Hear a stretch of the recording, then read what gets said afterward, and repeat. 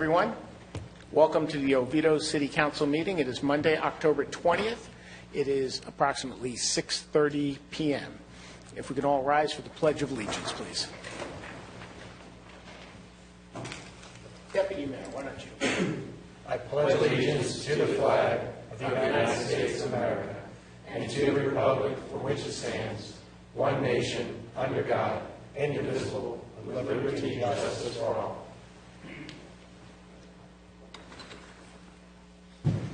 And making his way to the podium, as always, Chief White.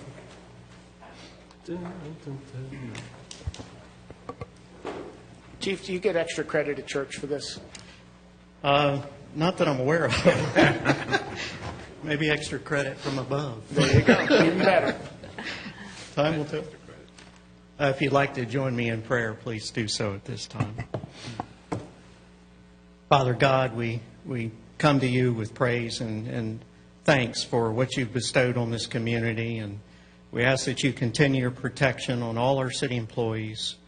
Father God, we ask for your intervention and protection with the healthcare issues that we're facing as a nation, and Lord, that you would bless those as that have been battling cancer and other forms of illnesses. And Father God, we also ask for your protection with this little tropical development out there, that you would fizzle that thing out and keep us safe, and keep us safe in everything we do. We bless our council members and the performance of their duties, our city manager, his family. We ask this in your name. Amen. Amen. Thank you, Chief.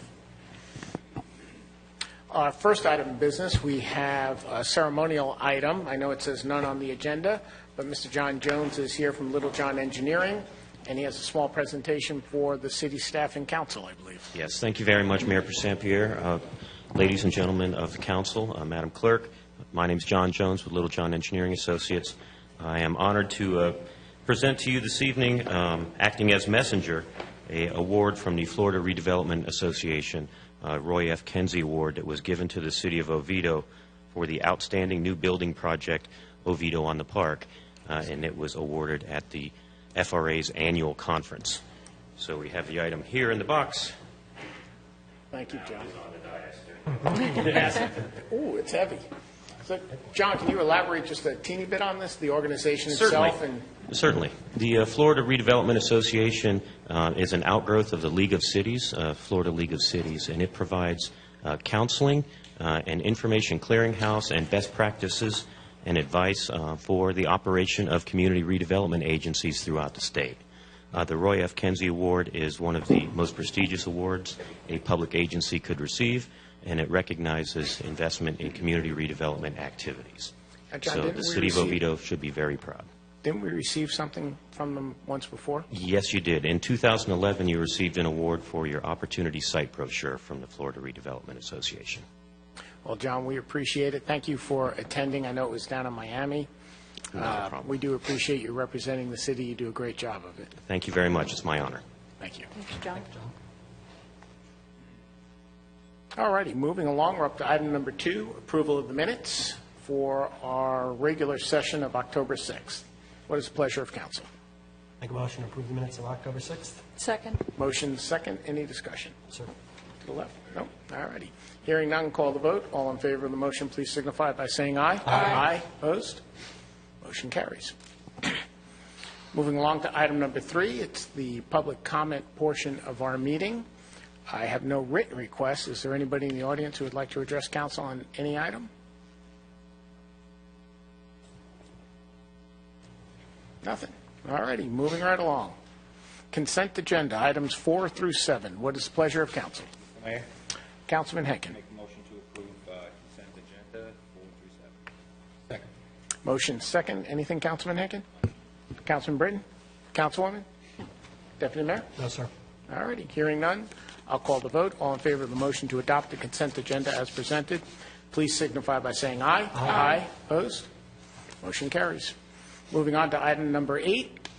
It is our first of 3 public hearings. It is ordinance number 1598, Foster Grove annexation. Mr. Groot, can you read the ordinance by title only, please? Yes, Mr. Mayor. An ordinance of the City of Oviedo, Florida, annexing by voluntary petition certain real property approximately 10.180 acres in size and generally located approximately 100 feet north of Geneva Drive and on the east and west sides of Lee Avenue, located contiguous to the City of Oviedo, in accordance with the voluntary annexation provisions of Section 171.044 Florida statutes.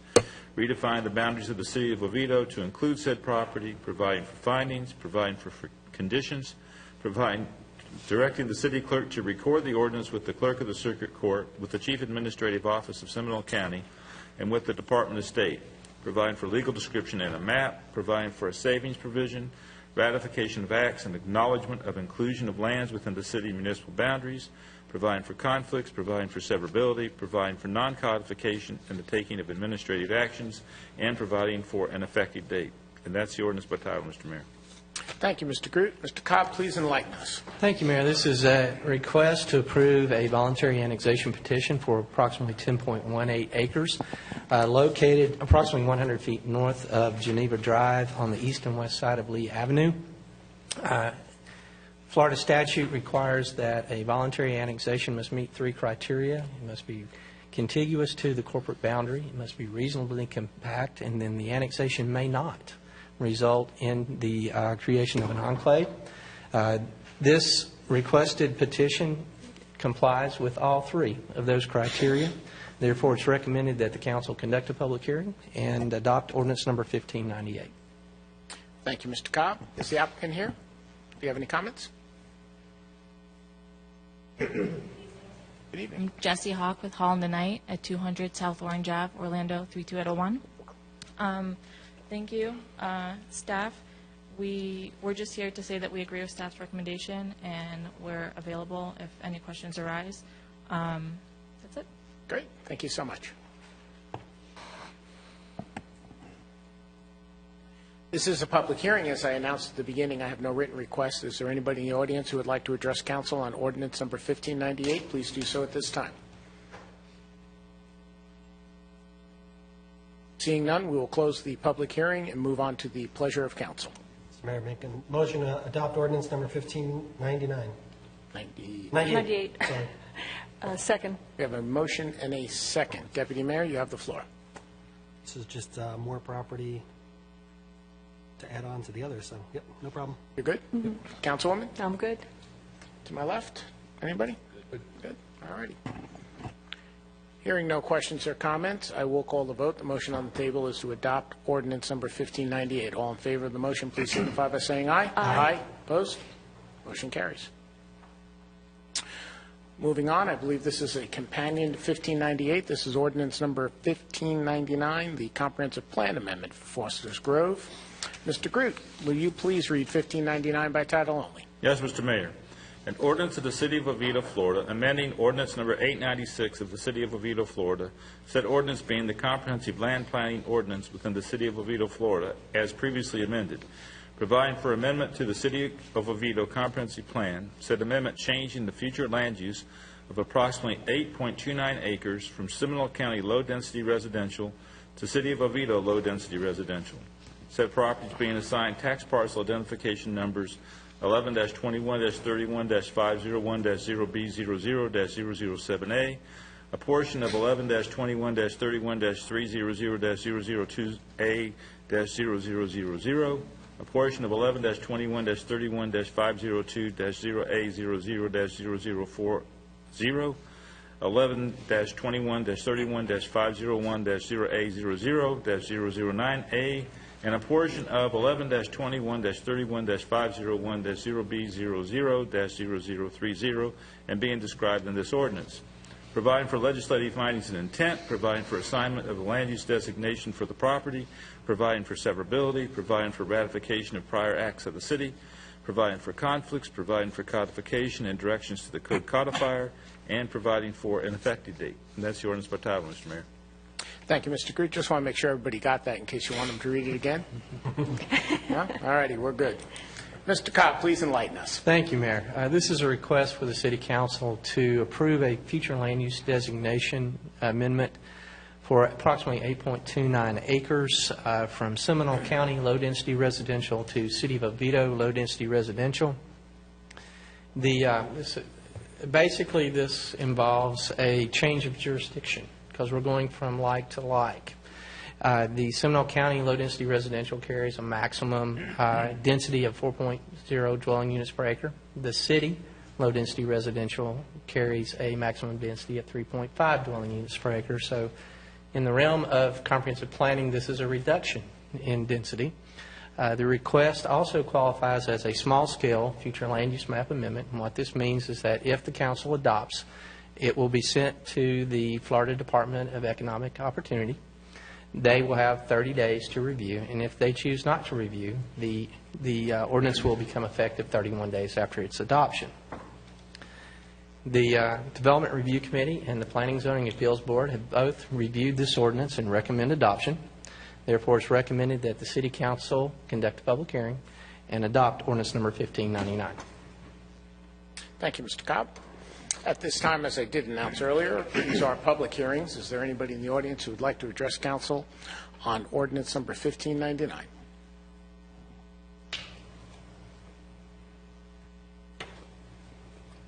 Hearing none, I will close public comments. I skipped over the applicant comments. Did you have anything you wanted to add? Kind of assumed we wrapped it all up at the beginning, but you had that look on your face. No, I did. I just wanted to say I'm available for this one and the next one, Jesse Hawk, 200 South Orange Ave. If there are any questions, just... All right. So we'll skip over the next one then. Okay. All right. What is the pleasure of council on ordinance number 1599? Mr. Mayor? Make a motion to adopt ordinance 1599. Second. Motion second. Councilman Henkin, you have the floor. Any questions? Everything's good. Councilwoman? No question. Deputy Mayor? No, sir. Councilman Britton? Good. We're good. All righty. Motion on the floor is to adopt ordinance number 1599. All in favor of the motion, please signify by saying aye. Aye. Opposed? Motion carries. Moving along, we're up to ordinance number 1600. This is the zoning map amendment for the same property. At this time, I'll ask Mr. Groot to please read ordinance number 1600 by title only. Yes, Mr. Mayor. An ordinance of the City of Oviedo, Florida, amending the official zoning map of the City of Oviedo, Florida.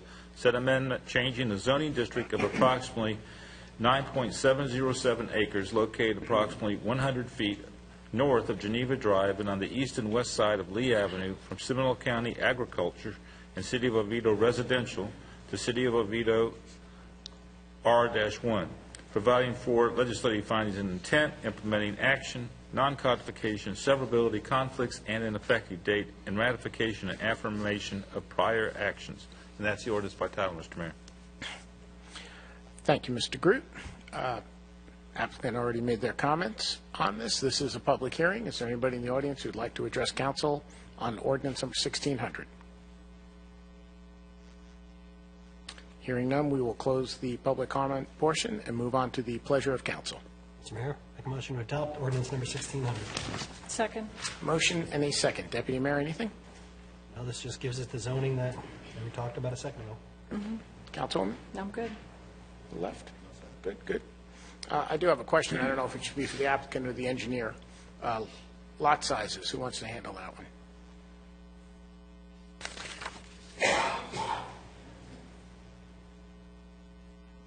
Suspicion that might come up. Charlie Madden, 431 Horatio Avenue, Maitland, 32751. I am the civil engineer working on the project, and we are in process of having the preliminary subdivision plan approved. And many times when you ask that question at this stage, we wouldn't know the answer. But I do happen to know the answer to tonight. There aren't any lots proposed under 10,000 square feet, and the average lot size is over 12,000 square feet. So we're doing 80-foot wide, then? I believe they're 81. All right, yeah, because that's what the last applicant who came through with the project, I Yeah. know it's changed a little bit, Yep. but we had much discussion about that, and the Yep. neighbors around it were expecting 80 or bigger. Right, yeah. The minimum lot width is 81, but like I said, there's no lots under 10,000 feet. I know the minimum in R1 is 8,500. Right. But the average size of all of them that's presently being reviewed by your staff is over 12,000. Terrific. Thank you so much. I'm sorry, just, anybody else have any questions? To the left? Nope, thank you.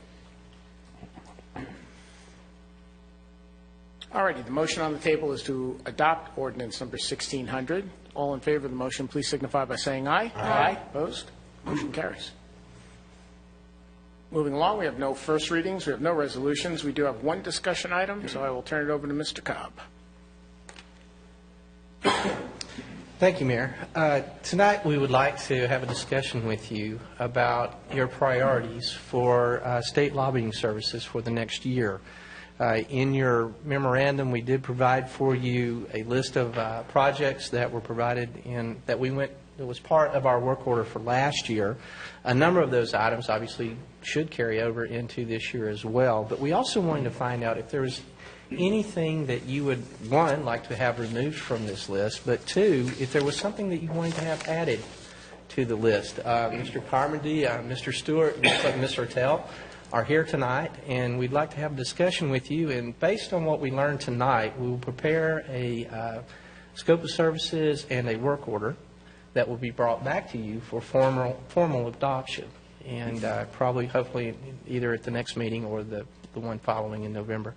So, but tonight we'd like to have a discussion with you to establish what the priorities are for the next year, and then for us to, that'll give us the input we need to prepare the scope and the subsequent work order. So, Mr. Carmody's here, if you'd like to have him come up, and we can... However you'd like to handle it, Mr. Cobb. Either that or, actually, I'm here to learn from you tonight, Mayor. That's the main thing. We wanted to give you, like I said, the items from last year I think are still priority. Especially County Road State Route 426 and County Road 419. That's still, much of a priority. But I wanted to learn if there was anything new that we needed to be thinking about as far as our discussions with our representatives in Tallahassee. Mr. Carmody, did you want to come on up and address us and maybe enlighten us on anything you're hearing from Tallahassee, if anything yet? That's dangerous. For the record, Chris Carmody, thank you for letting us. Robert Stewart, Michelle Hertel are also here. Tallahassee's a little quiet these days because they're across the state doing that campaign thing. If you've noticed, there's a debate tomorrow night as well for the governor's race.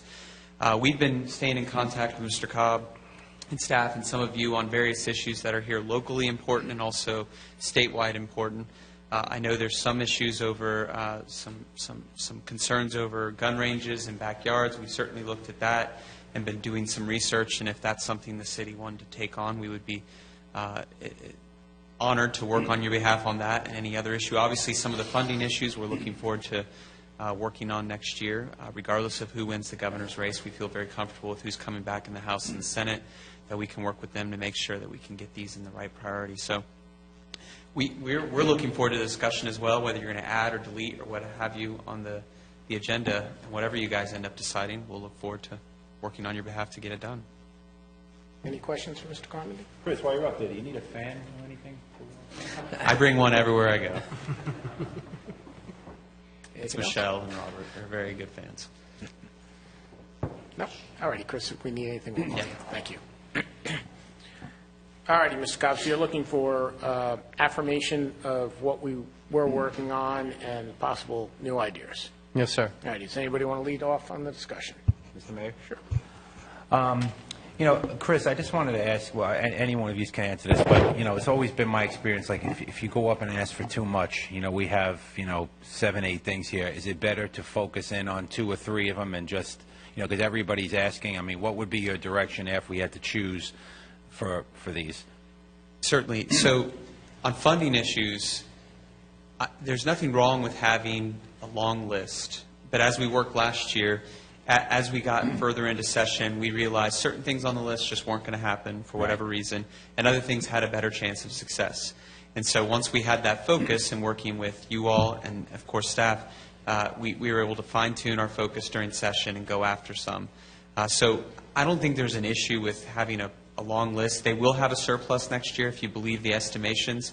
Some of those, depending on who wins governor, may or may not already be spent based on some of the promises they've made in their campaign and what have you. But there will be money left over to go towards projects across the state and hopefully here in Oviedo. So We've got some strong leadership coming up, as you know, with Senator Simmons and Representative Brodeur, just to name a couple, that will have a lot of influence in the House and Senate. So we look forward to working with them on not just one, but hopefully multiple projects that we can put forward to hopefully get some successful funding or policy if that is the case. So. Okay, thank you. Council, I would just say that, you know, obviously this 426, 419, we've been talking about it for so many years, so that's got to stay number one. We just got to get, you know, whatever we need to finish that off. The fire station would be helpful, and I mean they're all worthy projects. But Chris mentioned the, you know, the target practice on 50-foot wide lots.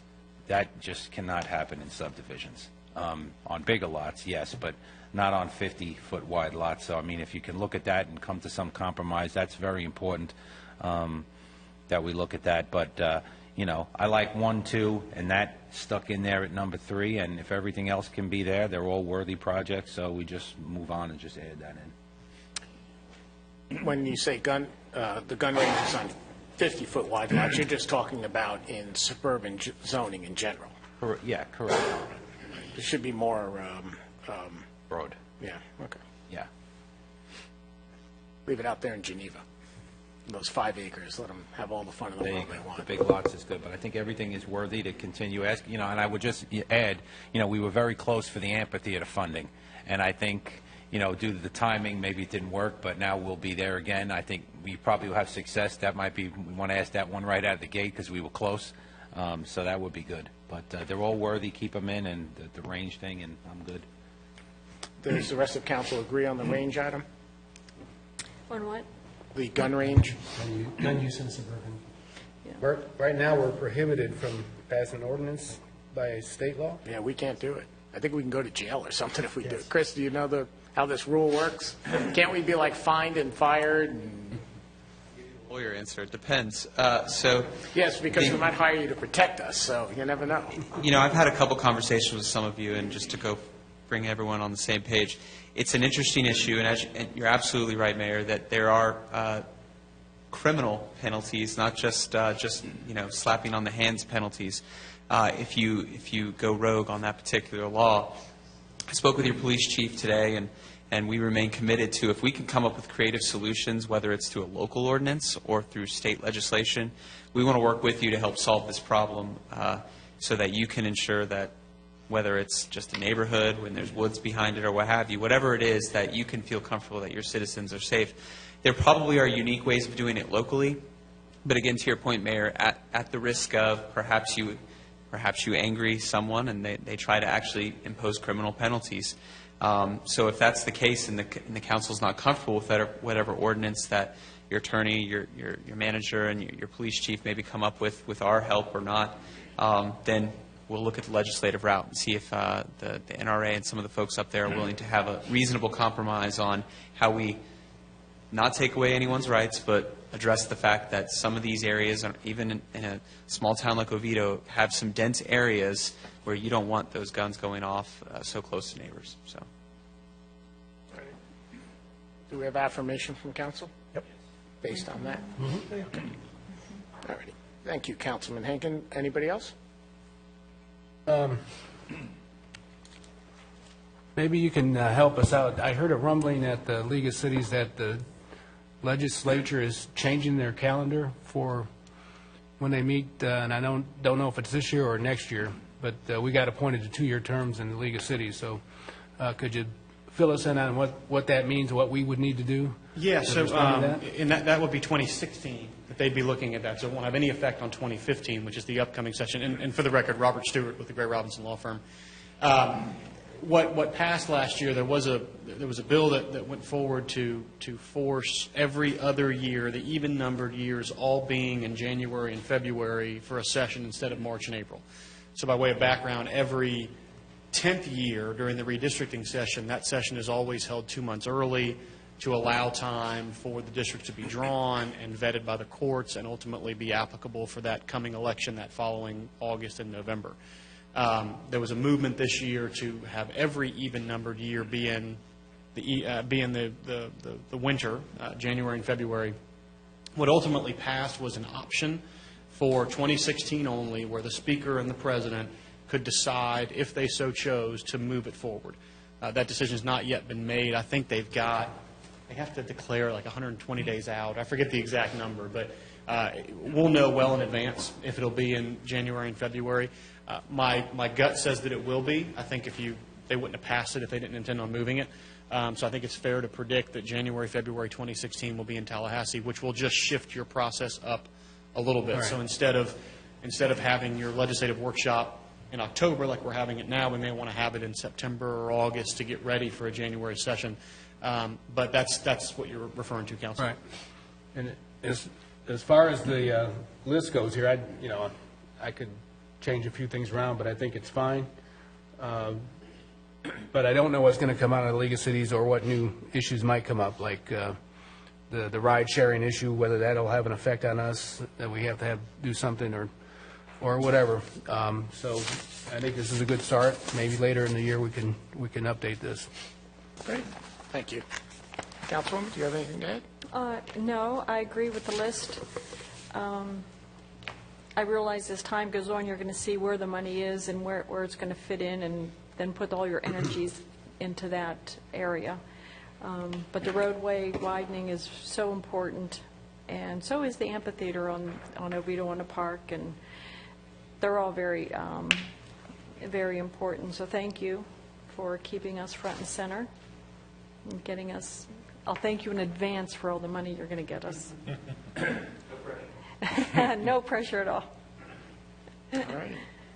Deputy Mayor? Yeah, I echo those comments. The see where what takes hold and what has teeth as you get up there. Obviously, the top three really are the top three, both for public safety, the police headquarters.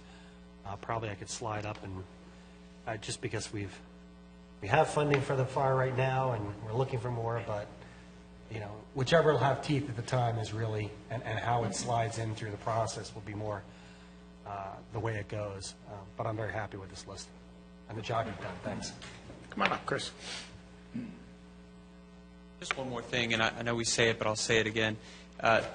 Session will be March and April this year. Committee weeks, there's only 5 committee weeks starting in January through February. So to the extent your schedules allow, we highly encourage you to come up to Tallahassee. They always say presence is power. I could not agree more with that statement. And to the extent that all of you or some of your schedules allow, we'd love to bring you up to Tallahassee, obviously introduce you to your local reps, but also some of the folks that will be making that decision that aren't your local reps, like the budget chairs, the economic development chair that will control some of this amphitheater funding, transportation chair for Roadwise. It's very important, and I think we can make it very productive for you. Whether it's solo, if one of you are coming by yourselves and you say you're going to be in Tallahassee, just let us know. We will absolutely make your time productive up there. And if it's more than a couple of you, then we'll make that time productive as well. It never hurts. If you can't, I feel comfortable that we, the team, can make sure we take care of your interests. But we want to make sure you know that if you want to go up there and participate actively, you're more than welcome. We will certainly make your time productive. Chris, perhaps you can put a prospective date together, if that's possible. I mean, I know we're really far out, but maybe you can email us some stuff and we can start penciling some There's a things in couple our schools of calendar. thought. We'll work with Brian as far as dates on that, because some people like to go committee weeks where maybe it's not as hectic as during session is, so you maybe can get their focus. And that might actually be more important on funding issues, because you can get these budget chairs when they're less inundated with everyone, including us from time to time, saying help, help, help. But then on the other hand, maybe during the session, I mean, I wouldn't tell you what you should do, but I would even go so far as why wouldn't you have an Oviedo Day at the Capitol where you guys bring some folks up and go there, and maybe you time it up when Seminole County does their day, or maybe a day before, a day after, so there's some synergy there. But there's no reason why you guys shouldn't have your own day. There's a lot of great things going on here, and it doesn't have to be big banners in the Capitol and cocktail parties over at the old Capitol. It can just be a very productive day of you and some staff and maybe citizens, if they're interested, coming up there and having some very focused meetings to help out the city get some priorities done. We can put that together, but we like banners, so. Oh, banners are fine too.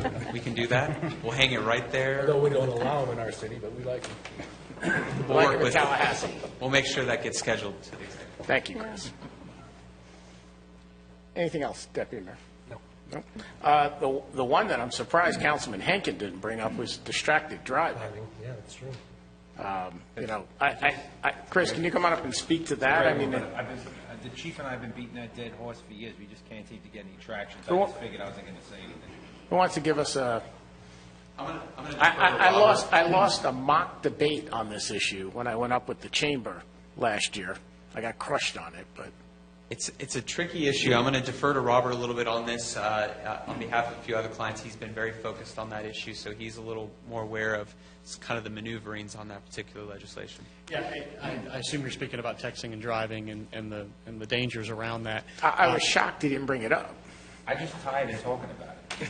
I've talked to Jason, I've talked to everybody. It's just like doesn't seem like it's got any wheels. Yeah, I will tell you, 2 years ago, the 2013 session, they finally passed something, which was, while minimal and while there's not a lot of teeth in the laws, I'm sure you're hearing from your police chief and from the county sheriff, it's something, and it allows law enforcement to say unequivocally that texting and driving is now illegal in Florida. A senator out of southwest Florida, Sarasota area, Nancy Dietert, has been the most vocal leader on this issue.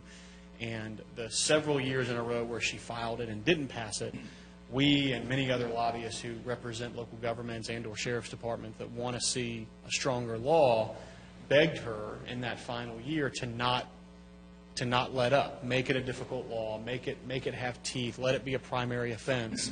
And the simple facts were she wasn't going to be able to pass that. So she said, I can file it and I can push it. I'll get 2 hearings and it'll fail and die. So would you rather pass something where we can unequivocally say and advertise that texting is illegal, or do you want the perfect? Basically, don't let the good be the enemy of the perfect.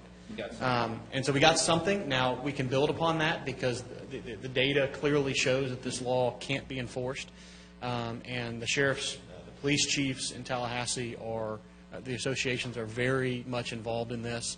And they're talking regularly about strengthening the law. Now that we have something on the books, let's actually tweak it to make it something that we can enforce. What's the beef, though, with, I mean, if I'm sitting in Tallahassee as a state rep, to me, this is such common sense. And any one of these guys up here will tell you, and my police chief will tell you, I mean, it's like phobia with me. Not a phobia, but I ride around this city all the time, or wherever I am. I could ride over here today, and 15 people got their head down, and you honk the horn at them, and they look at you like, what? I'm just watching TV, trying to drive to Target. I mean, it's so insane that we don't make it stricter, you know? The simple answer is politics, and you go dig a little deeper, is that the folks who are in control in the House and Senate, Republicans, a large amount of the base within that party is the whole liberties. Personal responsibility. Personal liberties. And when we went through saying, don't be afraid, strengthen this law, there was a genuine fear of, well, if you go too far, you're taking away people's right. Who are we to say that someone should be allowed to do whatever they want with their phone in their car as long as they're not harming someone?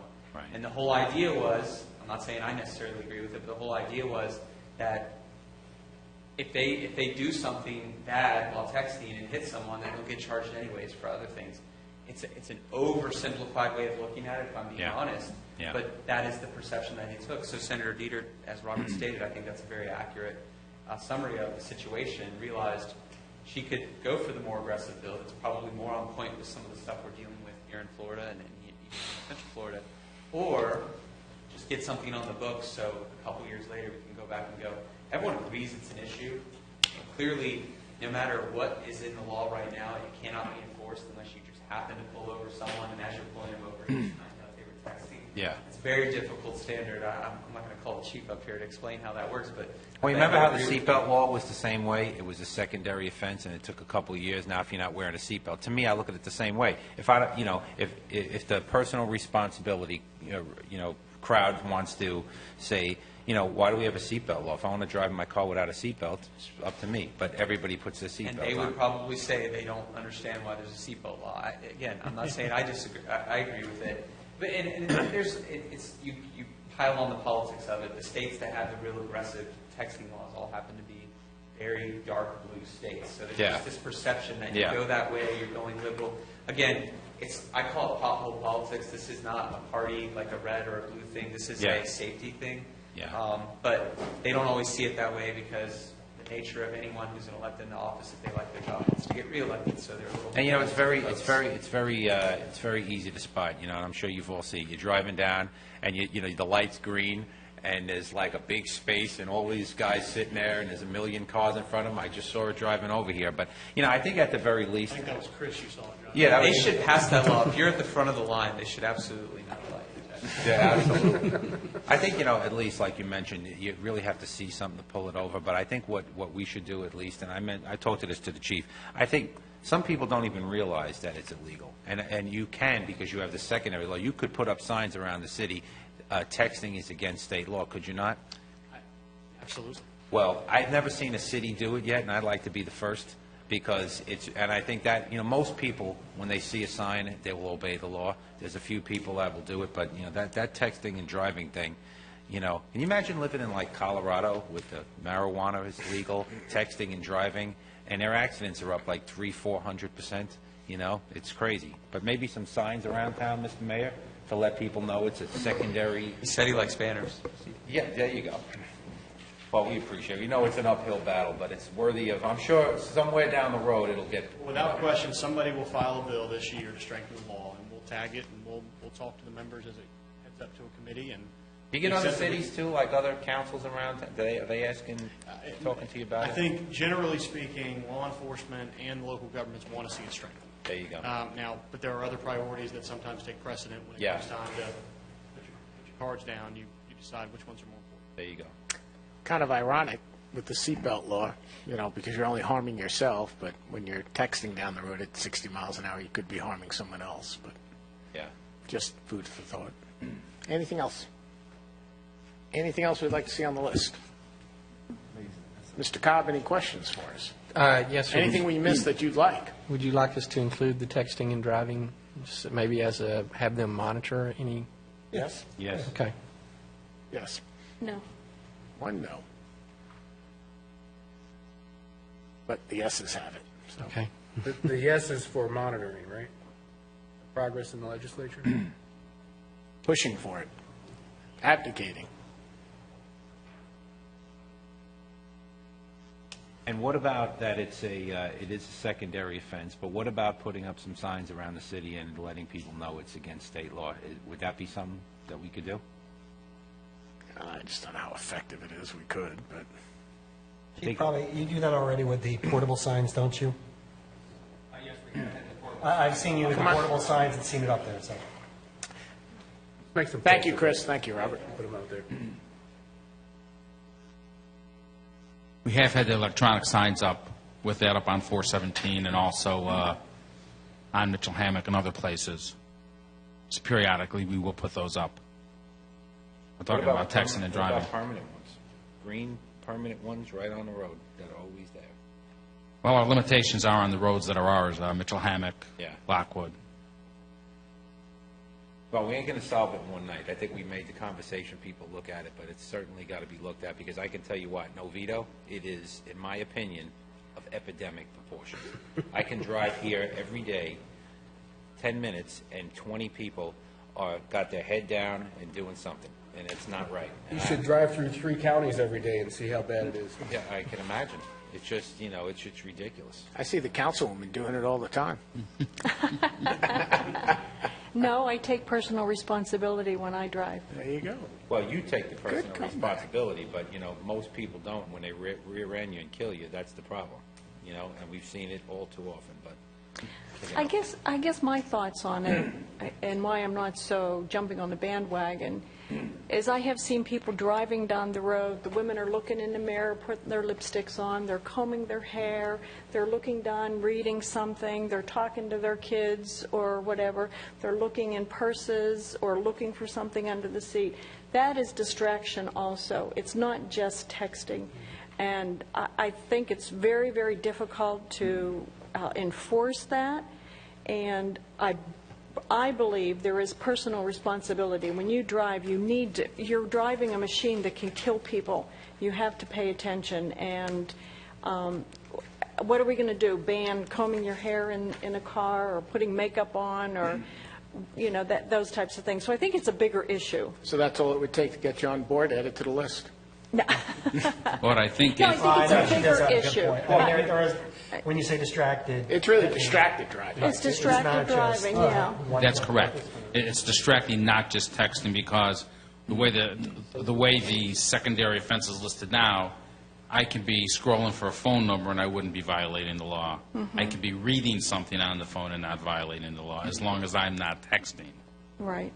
So Looking it is for a distract- station on the radio Right, it is or- distracted driving as a Yeah. whole, Councilwoman, I that agree needs to with be you. addressed. Chief, you and I have spoke to this. I've spoke to numerous state reps and senators and stuff, and they will all agree that it has to be a broader thing as a distracted driving law, not just I mean, texting is a big part of it, but distracted would be better. Right, there are some other states that have laws like inattentive driving, Yeah. where it's anything that causes you not to drive attentively is a violation, and that's basically what we're talking about. And it's really just a tool that you could pull them over and Correct. warn them. I mean, I don't think wouldn't be looking to write everybody. Unless their driving is so bad because of what they're doing. Yeah. Hey, Debbie was rear-ended a year and a half ago by a kid on his cell phone, fully admitted it, was looking at his phone, didn't see the light was red, and plowed into the back of her at about 45 miles an hour on 436. So We do have a few of those. That's the problem. no insurance, no anything, but we won't even get into that. Anyway, anything else for the chief or our consultants in Tallahassee? Just one more thing? Sure. Chief, you're good. I just wanted to say to Gray Robinson crew, I've been up here for 10 years now, and you guys, I really want to pay you guys a lot of compliments because you just do it really well. We've had others up here before who were good, but you guys just, you're good people, and you're successful, and I couldn't really imagine not having you all here now. And I appreciate it, and I think the citizens appreciate it, knowing that we have good, high-integrity guys up there watching out for the city. So keep doing what you're doing. You're doing awesome. Thank you. Mr. Cobb, anything else? I just want to make sure I'm clear. It's not just texting and driving. We want to cast a wider net for a distracted driver. Okay. That's great.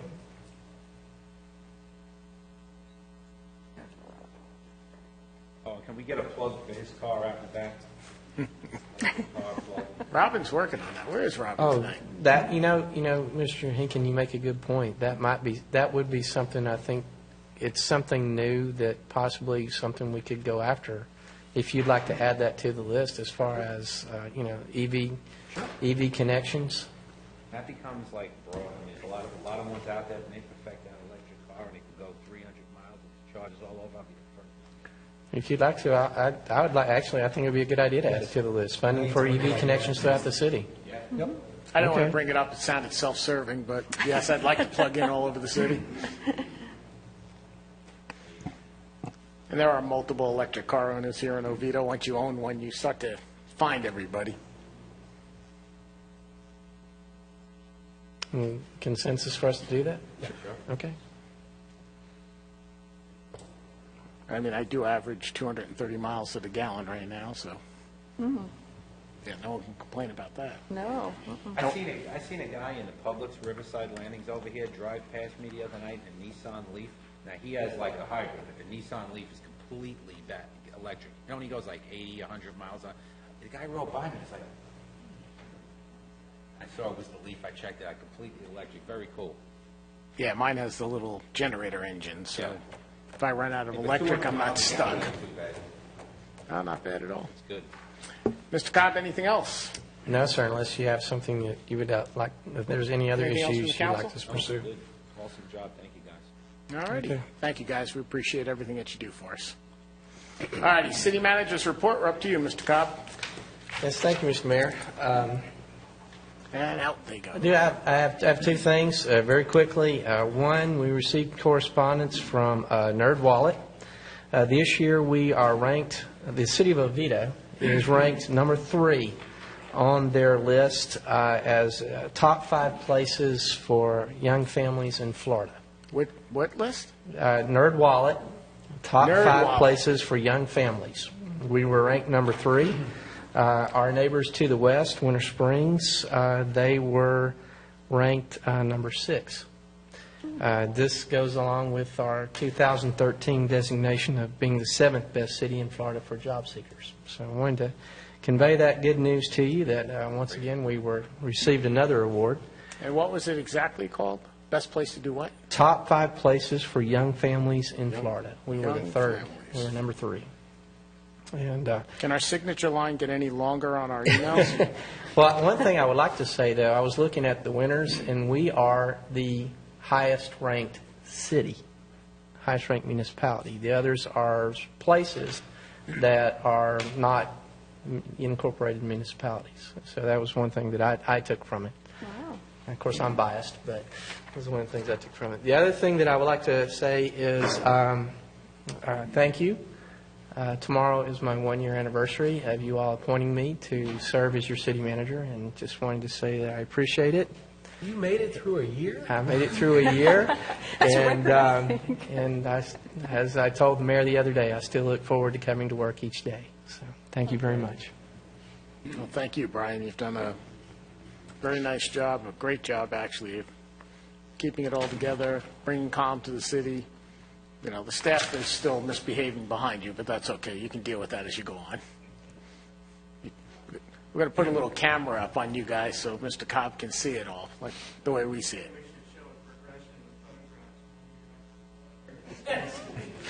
Yes, they say I'm aging exponentially. I don't know, that Hawks guy's at it. Sure, you're doing awesome. Mr. Cobb, anything else for us this evening? No, sir, that is it. All righty. Mr. Groot, anything for us? Not this evening, Mr. Mayor, members of council. Councilwoman, Oh, I get to go first. you get to go first. Yes. Well, I attended an open house with Development Services on Friday. I find it very eye-opening, informative, and very encouraged with the changes that you're proposing. And so I thank you, Teresa, for inviting me in to hear about it. We went to National Night Out on Crime with the police department the other night, and it was great. Had a good time. It's really nice to see all the communities getting together and band together to really help fight crime, because that's where it really starts, is the eyes and ears of our community. I just want to give you a reminder that Great Dana Country is November 8th this year, and we are asked to be there for the opening ceremonies by 10 o'clock. It's not 9 o'clock this year, but 10. A little later? Yeah, a little bit later. And I think that that's all I have. What day was that, Councilwoman? November 8th. 10 a.m. All righty. Great. Thank you, Councilwoman. Councilmember Britton. I have a couple things, too, and I'll just piggyback on Cindy's thing. I did attend the League of Cities committee meeting, and they provided a sample ordinance for marijuana usage that I forwarded you guys. I think, Chief, you've already come up with one that's probably pretty good, but I just wanted to provide that for your information. The National Night Out, that was a good event. Chief, you want to come up? I want to recognize you. We did go to the Johnson Hills neighborhood, and the lady approached us with a situation where she had a broken window from a baseball, and we went and did some research. There's not really much of a avenue for her to get recourse, so the chief went out and was able to get a donation from a local company to fix the lady's window, and I think we're going to be working on a policy thing, right, Drew, to try to prevent that in the future? Okay. Chief, tell us what you did. Well, basically, we just worked on to get the lady's window fixed. Basically, is Good job. I just Oh, working very on nice. it's working with our community neighbors, and Was the baseball from our fields? it was. Oh, it was. Well, thank you, Chief. That was Yeah, she very had nice. the baseball and it said City of Oviedo on it, so. Well, I went out, in my mind's eye, I thought, well, some kid hit a home run, went over the fence and hit her. But the way the field is situated, the home run fence is a long way, and then there's another fence that goes around the city property, in general. So it may have come from kids playing catch, Yeah. hitting in the batting cage or something. I think all we need to do is put some rules out there to let them throw the ball east-west instead of north-south or something of that nature, and just try to prevent it from going over that fence in the future. So Good job, Chief. Thank you. Anything else, Councilman? Yeah, I want to thank Teresa for a really great open house with the Development Services. I don't know, I think we've all gone to it, right?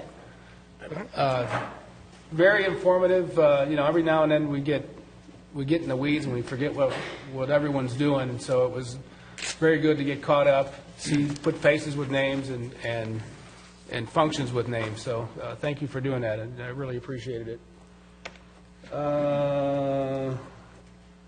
Drew, thank you. We had a call from a homeowner on some issues at the tennis courts, and she wrote us back and thanked us for the quick response. I think everything over at Riverside is getting taken care of. Okay. I think the issue was the mold. The slippery mold was the main issue, but are the scoreboards coming in? Okay. So I think that was the two big items on the list. Performance plan review. Performance review for the city manager. Who started theirs? I handed mine in already. I haven't seen any of them. I thought I was going to get the compile. Connie Collins I sent it to. Okay, so they're due to Connie by the end of the month? October 31st. Okay, so I got another week. Okay. Just a reminder. October 31st. I know my deadline. Brian, can you find me a red pen for yours? Yes, sir. How big do you want it? That's all. I think that's all I had. Thanks. All righty. Can I jump in there 1 minute? I'm sorry? Can I jump in for 1 minute? Greta. Can we go back a little bit? We all do it. I mean, it's only you're just quiet. You're just the quiet one sometimes. Go right ahead. Well, I just want to say congratulations, Brian, on your 1-year anniversary, and you have been doing a great job.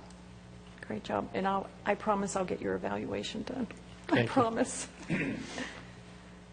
Anything else? I'm done. All righty. Real quick, National Night Out, we did all mention it. However, how many of you were in the car with the chief when the person passed us at 60 miles an hour on Alafaya Woods Boulevard, and he just couldn't resist putting his lights on and pulling them over? Now, Cool. Last year, too. I swear. That's so funny. It was exactly last year, same exact thing. I'm like, we pulled somebody over. and it wasn't so bad when she went past us, but when she cut in front of us, that's when the lights went on. So we had a little excitement. That really did happen last year, too. I don't remember the excuse, but it was right in front of Stenstrom. He got her, pulled her over. So, but You were a National ticket? Night Out was well attended. Excuse me? You give her a ticket? I think he gave her a warning. Was well attended all over the city, and it is always a lot of fun. Let's see, we've had a lot of things happen. Rotary Blockbuster Movie Night. I guess the Rotary Club looked like they had a very successful night. They did. Always happy to support them, the way they support the community. So I certainly hope they made out well that evening. They I guess did. we'll find out in the future.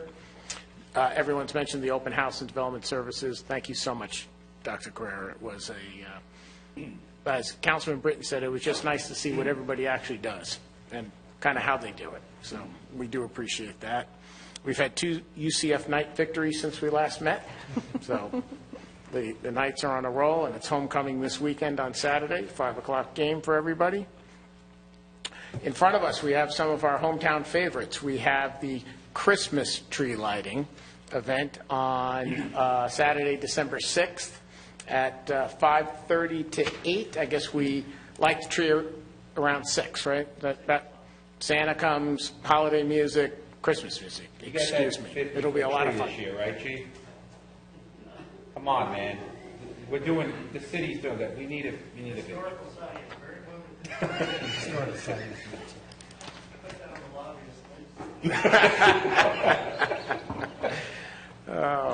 Well, perhaps we can ask the business community for donations to help us buy this tree. We also have Santa Claus coming to town. That's always a fun favorite around Oviedo, starting the night of December 8th and running that whole week.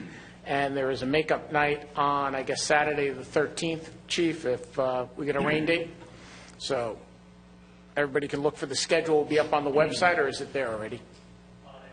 Right, so the schedule will be up on the website for when Santa Claus comes into your neighborhood, and it looks like I don't think anything's changed. It looks like it's the same schedule as always, so, but everybody can go up there and just double-check for themselves. With all that being said, Deputy Mayor, you're up. We also have piggyback on everything everybody said. We also have the Ironheart Cook-Off tonight. This Friday night. That's right, I forgot about that. Coming up with Central Florida Regional Hospital, and I'm personally invested in that, so make sure you're all there and give lots of money and help out. I agree the open house is very nice. I appreciate it. Thank you very much. Maybe we can look, Brian, to take the next step on that and have a work session with city council members and maybe even bring in some outsiders and some business owners or some developers or some others to help also understand the whole process, because it is a process, and it's good to understand both sides of the process and see it from both venue points and understand, and then that will help us as we move forward to try to come up with what's the best solution for everybody, for the city. I know we've been land development code rewriting and working on this for many, many, many, many years. And, it will jump up in the priority list, I know soon. And, it'll help us give, again, that background information and a little more information on what really is happening both sides and get some discussion going and get it moving in our heads.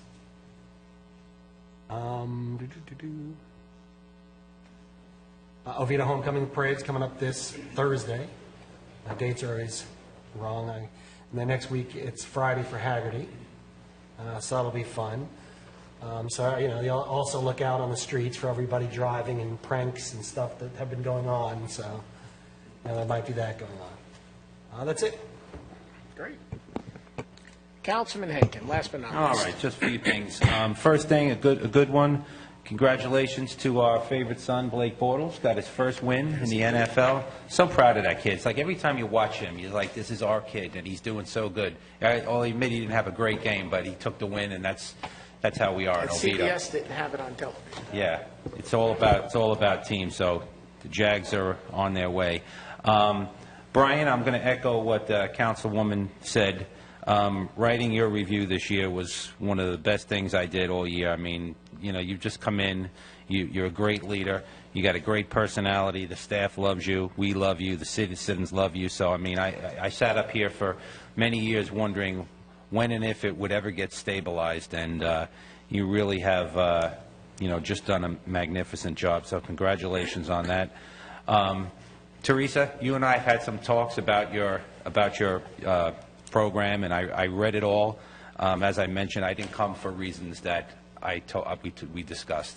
But I will just tell you, I read it all. Go implement it, and don't worry about anybody else. Just go implement the plan. I've always said, it's better when staff they're in their own business, they run their own thing, and they don't worry about anything. But you went above and beyond with that plan. You really did. And, if you have any issues, just tell Brian. He'll tell us. You know what I'm saying? And but just keep going. Proud of you all. That's going to be good. And Dave, you can tell the business community we get this new great plan, and you're all going to just love it. So, and then finally, early voting started today. Just want to remind everybody to get out and vote, and keep my colleague, the deputy mayor, in mind. He's a good man. Served the city very well. And I'm just going to throw a little dig here. He comes to all his meetings, and anybody that wants to sit up here should at least come to some meetings. Nobody should sit up here who's never come to a meeting and doesn't know anything about this family of Oviedo. So, Councilman, you've done a magnificent job, worthy of re-election, and happy to support you and look forward to your win on November 4th. That's all I got. Great. All righty, future meeting dates. We have Monday, November 3rd, 2014, regular session, so that'll be 6:30 p.m. Monday, November 17, again, 6:30 p.m. Monday, December 1st, we have a CRA governing meeting at 6 p.m., then a regular session at 6:30 p.m. Mr. Cobb, do you have any work sessions lined up that aren't on this list No, at this sir, time? All righty, well, why don't we just get some on the list, because we're Haven't had a work session in a long time. Stop it. Councilman Britton also wants to add to the lobbyist list that work sessions are now illegal by statute, state statute. All righty. Is there anything else from anybody? No other business before the council? This meeting is adjourned. Just so you know.